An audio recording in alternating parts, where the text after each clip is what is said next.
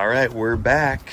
Today, we're taking out this old IntelliFlo and we're replacing it with this new IntelliFlo, the i2.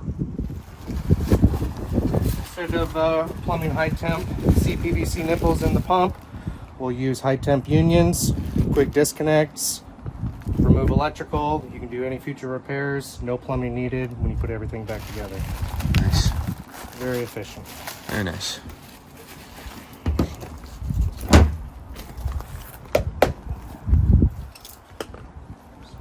little bit of lubrication on the O-rings. And we'll silicone around the threads. A lot of people use joint sticks. Some of them use Teflon tape. I like to use a little bit of silicone.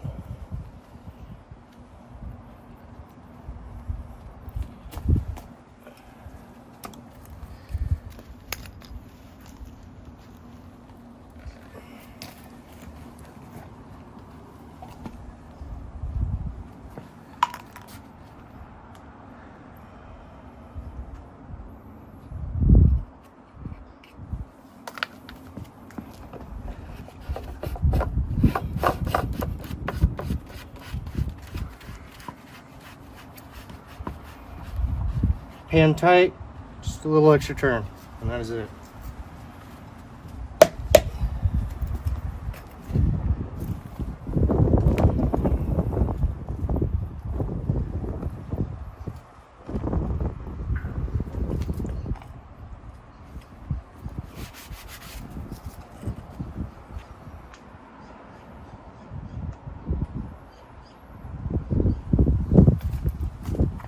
Here with great Pentair products, so thank you Tish, thank you Pentair.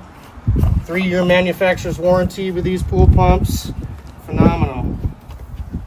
Hand tight, a little extra turn. Now we're gonna cut the plumbing over here at the old pump. We should just be able to plumb it straight in.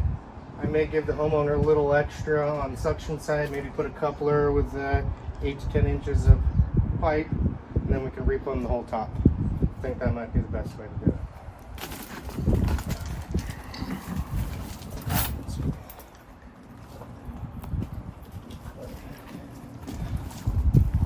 Cut suction side of the pool pump. We're going to cut the discharge side, and I have already disconnected electrical. Breakers have been turned off at the sub panel, also main panel out front, so there's no power coming in. You can see I've already cut these here, so we can pretty much disconnect the pump, push her away, clean off the pad, and get ready to install the new pump. Bonding wire has been disconnected, electrical has been disconnected, and plumbing has been removed.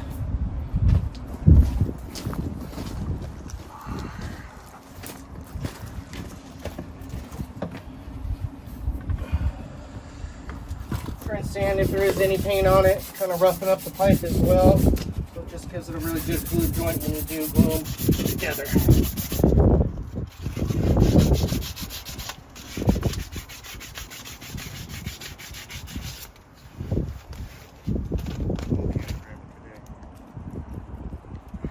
This is a small can? Yeah, this is primer.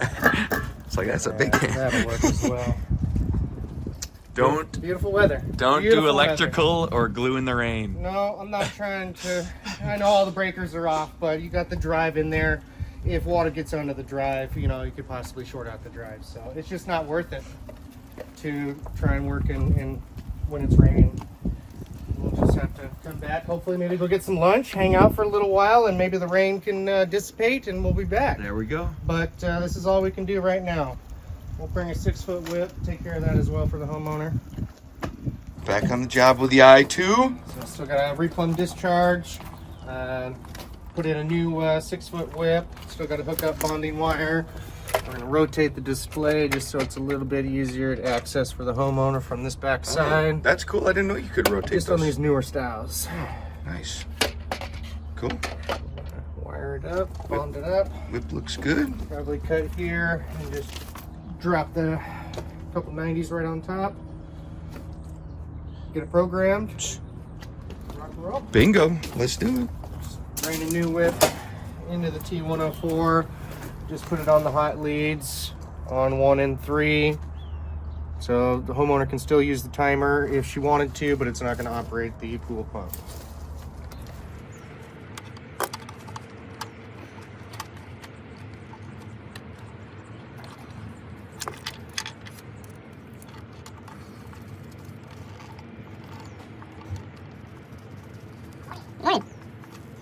Grain wire to ground. Typically these hot leads, each one's going to be 110 volts. One's usually black, one's usually red. One on each side of the terminals. And that's going to power this display.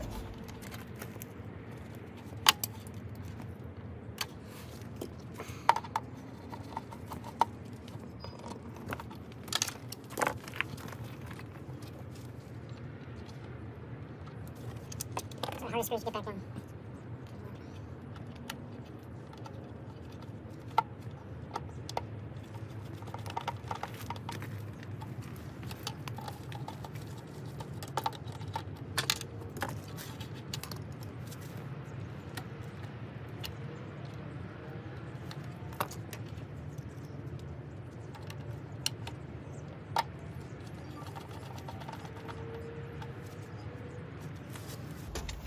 Each hot lead on one of the terminals, grounded. Usually wiring goes underneath the bolt and the screw.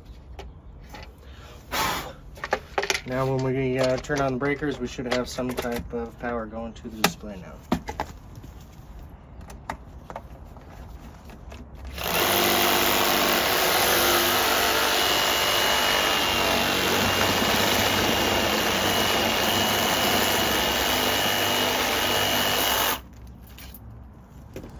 This customer requested that the pump got raised a little bit, so we're putting this underneath. The pad really should get replaced. It's cracked up and it's sinking a little bit, but he didn't want to get a new pad, so we're gonna raise it up on this block, raise the plumbing up just a bit, and we'll be off to the races.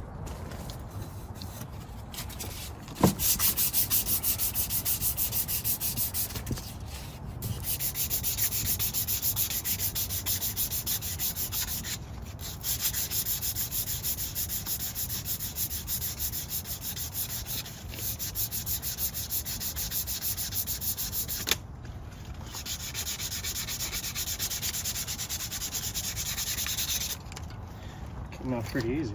Mm-hmm.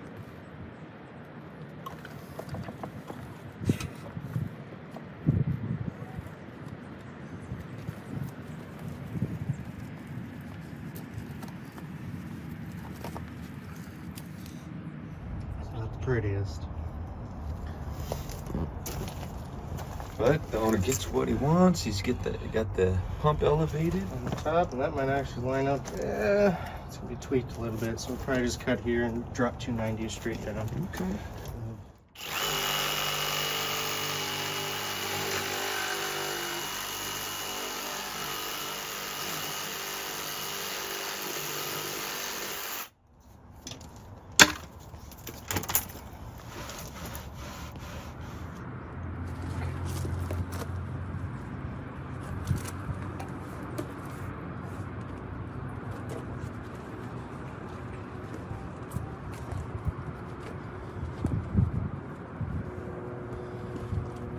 Set that dry for a minute before I cut it. What's a good rule of thumb? Like 20-30 seconds just to let it dry for a second? Usually this clear glue, heavy medium set, it bonds pretty quick, usually a couple minutes. Okay. Gray glue does take a little bit longer. And then you got pool tight, which is pretty fast setting.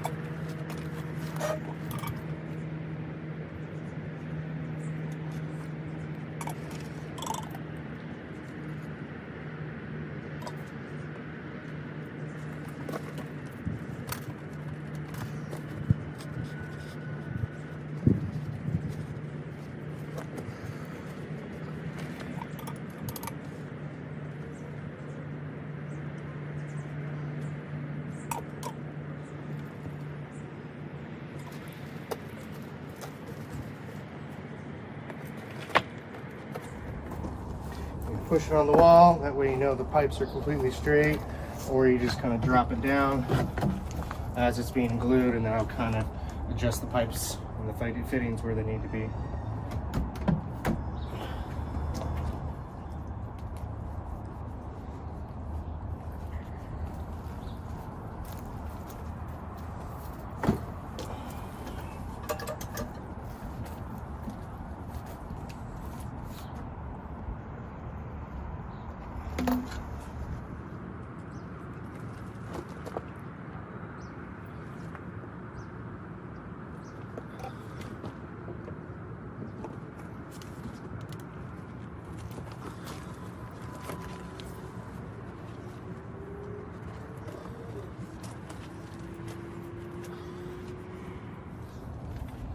Let that sit, dry and cure, and then we're going to program it.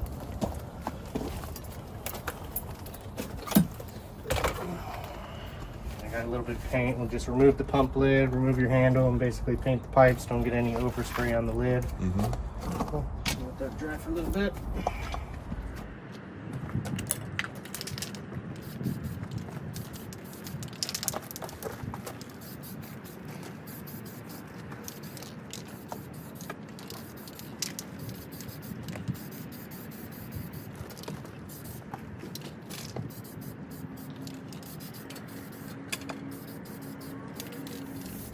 Something light, once that dries, that second coat will really stick to it and it won't run.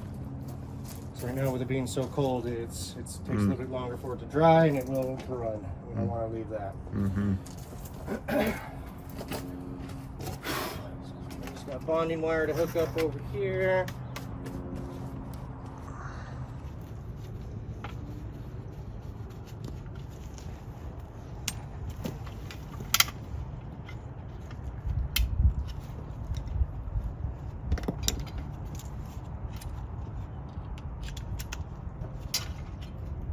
Third bolt underneath here, but let's see if I can get to it.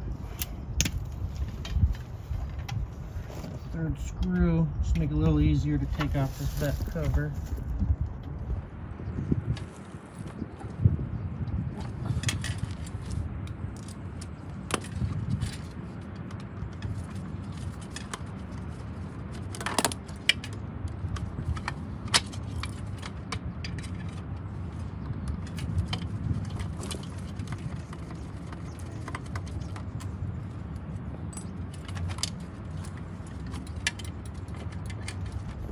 That way I don't have to cut the bonding wire and try and feed 2 pieces of wire through there. It's going to be a tight fit, so we'll just reuse the existing one because it did have an IntelliFlo.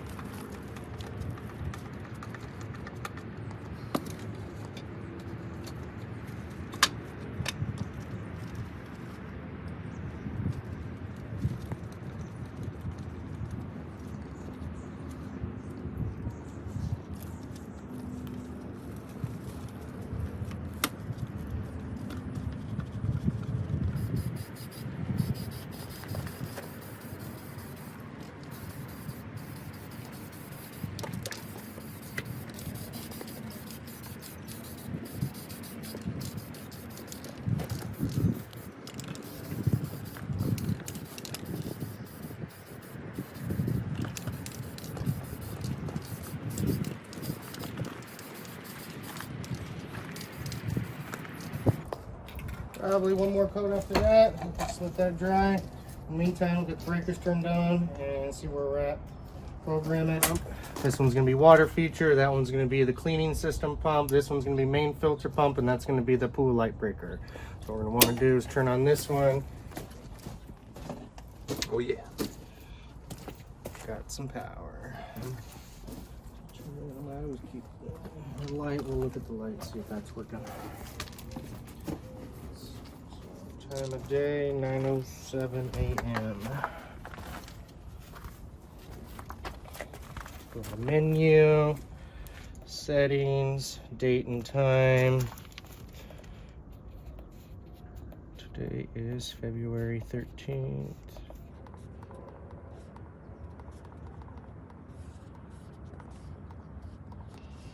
We don't want this pump to run out of almost a 4 horsepower motor, so we'll dial her maximum speed 2900 just for now, and then we can play with it after.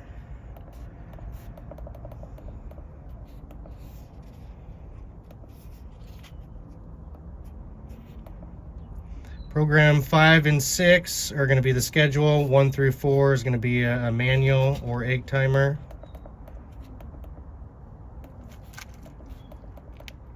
We'll go program 5, come on at 3 a.m. Schedule.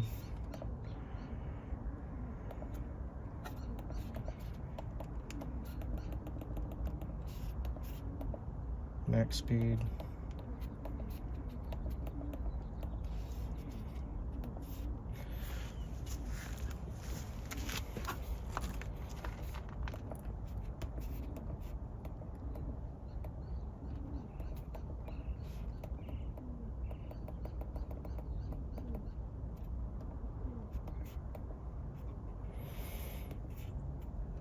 Three to 9 on high, and then we'll do a little run speed for low as well. I did do 6 hours on a cleaning cycle just because it is going to warm up here in the next 2 months, so it'll save us a trip from coming back and reprogramming it for summer hours.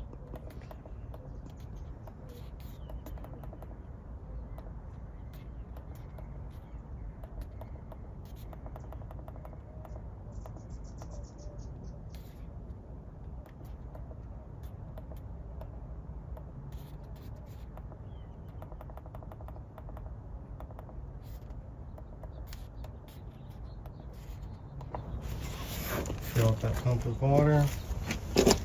Pressure testing, make sure we don't have any leaks coming from our plumbing.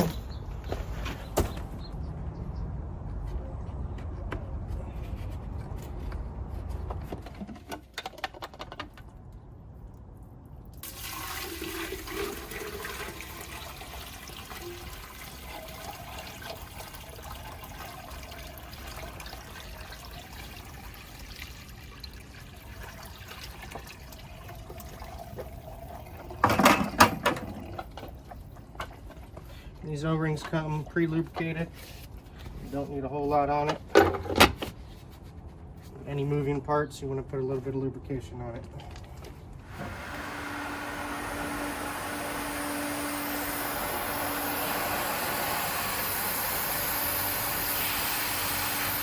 Got a single air pocket. Look at that. The pump is running beautiful. Full prime. Airtight. Very quiet. Yeah.